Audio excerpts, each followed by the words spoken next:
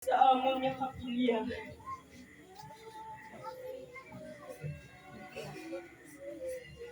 Bisan, kabata pa sa imo.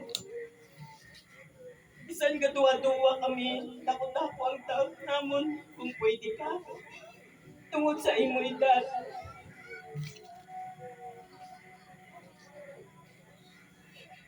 Pero wala tagit nagduwa-duwa nga ang ihatag mo ang imo nga kaugalingon para magserbisyo sa Ginoo. Bisan kami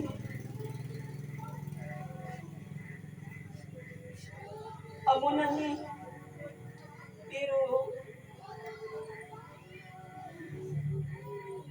ang imo na kaya hindi namon galing mahimo. Tungod hindi kita pareho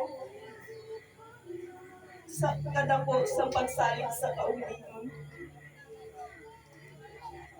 Ikaw lang gid ang nagpakita nga bisan bata pa, kaya mo. Ang mga ginapangindian sa iban, inbaton mo. Bisan ikaw, amo ka palang sina nga bata. Madamo gid nga salamat gid. Sa gamay nga tinigon,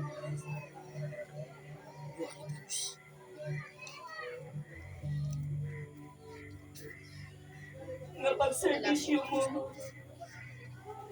nakahatag sa amon sang inspirasyon halin sa mga bata nga gagmay hasta sa amon mga dalaga.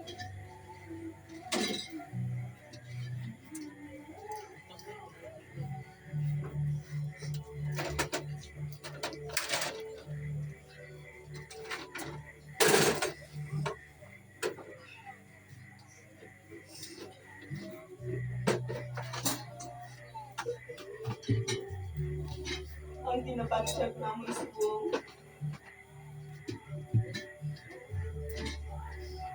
ultimat kasakit, pero patungo namon.